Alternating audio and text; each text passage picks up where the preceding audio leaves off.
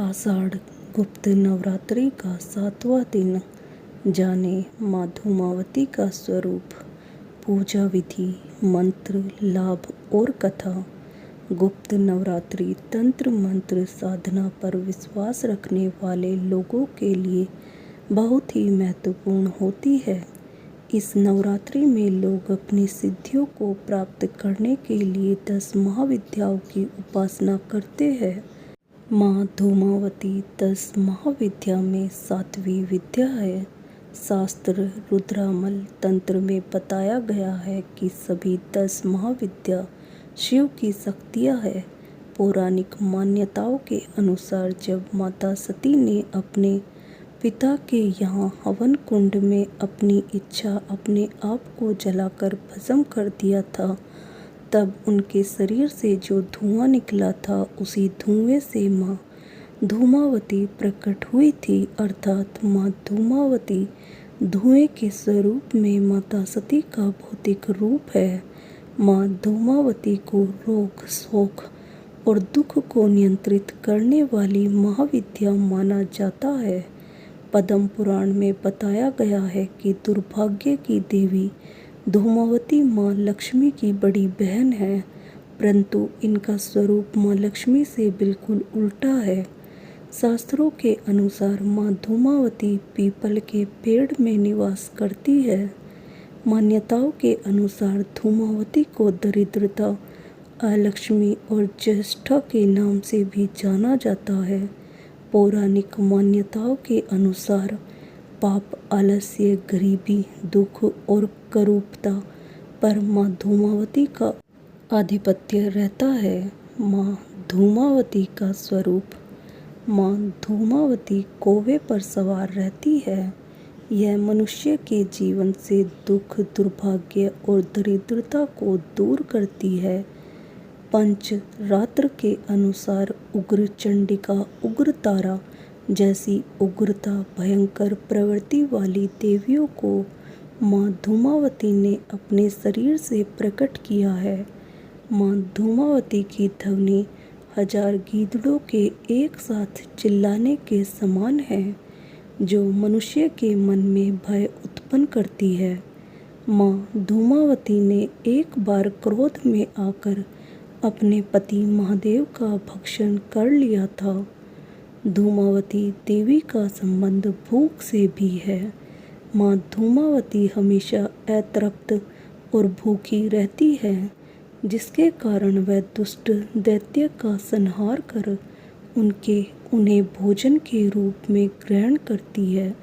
शास्त्रों में बताया गया है कि माँ देवी धूमावती की पूजा करने से विपत्तियों का नाश होता है और समस्त रोगों से छुटकारा मिलता है।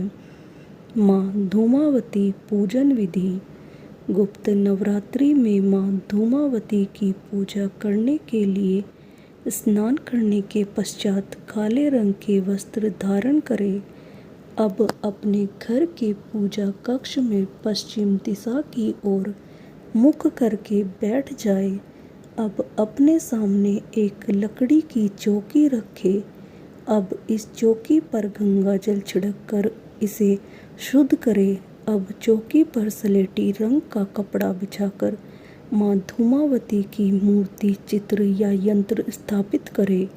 अब माँ के सामने सरसों के तेल का दीपक जलाए, लोबान से धूप करे और राख या विभूति से माँ को तिलक करे। अब माँ धूमावती को 2 रंग के पुष्प अर्पित करें और भोग के रूप में उड़द के दाल की खिचड़ी चढ़ाए। अब माँ धूमावती के मंत्र का 108 बार जप करें। पूजा संपन्न होने के पश्चात माँ को चढ़ाया हुआ भोग सभी लोगों में वितरित करने के पश्चात चितकबरी गाय को खिला दे।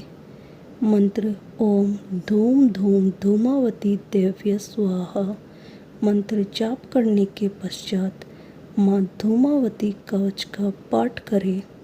माँ धूमावती की साधना करते वक्त जो भी साधक पूरी श्रद्धा और आस्था के साथ नियमों का पालन करता है, माँ धूमावती उसकी सभी मनोकामनाओं को पूरा करती है।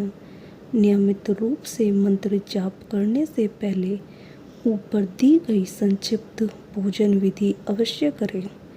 इस बात का ध्यान रखें कि माँ धूमावती की साधना करने की जानकारी को हमेशा गोपनीय रखें। माँ धूमावती की साधना करने से मनुष्य के सभी शत्रुओं का अंत हो जाता है। इस साधना को करने से साधक अपने शत्रुओं पर आसानी से विजय प्राप्त कर सकता है। नवरात्रि में माँ धूमावती की पूजा करने के लाभ। अगर आप अच्छी सेहत पाना चाहते हैं तो माँ धूमावती के ऊपर चढ़ाई गई भभूत से अपने मस्तक पर तिलक करें। सौभाग्य पाने के लिए माँ धूमावती पर फलों का रस चढ़ाएं। अगर आप कोई विवाद टालना चाहते हैं तो माँ धूमावती पर नींबू अर्पित करने के पश्चात उसे चौराहे पर फेंक दें। किसी भी प्रकार के नुकसान से बचने के लिए माँ धूमावती पर चढ़ाए गए मक्का के दाने को पक्षियों के आगे डालें। व्यापार में सफलता पाने के लिए माँ धूमावती के सामने गूगल से धूप करें। अगर आप पढ़ाई में सफलता पाना चाहते हैं तो माँ धूमावती को पीपल का पत्ता चढ़ाने के बाद उसे अपनी किताब में रखें। प्रोफेशनल सक्सेस पाने के लिए एक सफ़ेद कागज़ पर नीले रंग के कलम से धूम्र लिखकर अपनी जेब में रखें। पारिवारिक खुशहाली लाने के लिए माँ धूमावती के सामने 7 अगरबत्ती जलाएं। माँ धूमावती की प्रचलित पहली कथा। माँ धूमावती के परकाट्य की एक कथा प्रचलित है। यह कथा आदिशक्ति के सती अवतार से जुड़ी हुई है। इसके अनुसार आदिशक्ति ने राजा दक्ष के यहाँ पुत्री के रूप में जन्म लिया और उनके पिता की इच्छा के विरुद्ध शिवजी से विवाह किया। इससे दक्ष रुष्ट रहा करते थे। एक बार राजा दक्ष ने शिवजी को अपमानित करने के लिए यज्ञ का आयोजन किया और शिव सती को छोड़कर सभी देवताओं को निमंत्रित किया। माता सती को दक्ष के घर यज्ञ की जानकारी मिली तो पहले तो दुखी हुई, फिर यह सोचकर कि पिता के यज्ञ में शामिल होने के लिए निमंत्रण की आवश्यकता नहीं होती, उन्होंने मन की बात भगवान भोलेनाथ को बताई। महादेव यज्ञ के पीछे का रहस्य समझ रहे थे, इसलिए उन्होंने सती को समझाया कि विवाह के बाद पुत्री को बिना निमंत्रण मायके नहीं जाना चाहिए। लेकिन सती वहां जाने के लिए अड़ी रही और आखिरकार दक्ष के घर चली गई। यहाँ उनके पहुँचने पर दक्ष ने शिव और शिवा दोनों का तिरस्कार किया। इससे दुखी होकर उन्होंने स्वेच्छा से दक्ष के यज्ञ में ही कूदकर खुद को भस्म कर लिया। इससे उनके शरीर से जो धुआं निकला उससे माता धूमावती का जन्म हुआ। यानी माता धूमावती धुएं के रूप में सती का भौतिक स्वरूप है। माँ धूमावती के प्राकट्य की दूसरी कथा। धार्मिक ग्रंथों के अनुसार एक बार माता पार्वती को भूख लगी, लेकिन कैलाश पर भोजन की कोई व्यवस्था नहीं थी। इस पर वो भगवान भोलेनाथ के पास पहुंची। उस वक्त आदिदेव महादेव समाधि की अवस्था में थे। माता पार्वती ने काफ़ी गुहार लगाई, लेकिन उनका ध्यान नहीं टूटा और माता की भूख शांत होने का नाम नहीं ले रही थी। भूख से व्याकुल माता पार्वती ने महादेव को ही निगल लिया। ऐसा करते ही माता पार्वती की देह से धुआं निकलने लगता है। हालांकि उनकी भूख तब तक शांत हो जाती है। इसके बाद भगवान शिव अपनी माया से माता के उदर से बाहर आते हैं और कहते हैं, धूम से व्याप्त देह के कारण इस रूप में तुम्हारा नाम धूमावती होगा। यह भी कहा जाता है कि भगवान भोलेनाथ ने उदर से बाहर निकालने की गुहार लगाई, तब माता ने ही उन्हें उदर से बाहर निकाला और भगवान भोलेनाथ ने उन्हें शाप दे दिया कि आज से और अभी से तुम विधवा रूप में रहोगी। एक अन्य मान्यता के अनुसार माता पार्वती के भगवान शिव को निगल लेने से उनका स्वरूप विधवा जैसा हो जाता है। भगवान शिव के गले में मौजूद विष के कारण उनका पूरा शरीर धुआं धुआं हो जाता है, उनकी काया श्रृंगारहीन हो जाती है। तब शिवजी ने अपनी माया से कहा कि मुझे निगलने के कारण आप विधवा हो गई, इसलिए आपका एक नाम धूमावती होगा। इसलिए महिलाएं नहीं करती पूजा।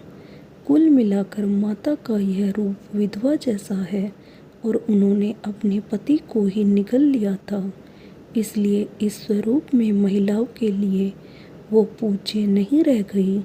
लेकिन ऐसा नहीं है कि यह स्वरूप महिलाओं की ओर से तिरस्कृत है। माँ तो पुत्र पुत्री दोनों के लिए समान रूप से वात्सल्यमयी होती है, इसलिए इस रूप को दूर से ही महिलाएं दर्शन करती है। दोस्तों, आपको यह जानकारी कैसी लगी हमें कमेंट कर ज़रूर बताएं। चैनल को लाइक और सब्सक्राइब करें। धन्यवाद। बोलो माता रानी की जय।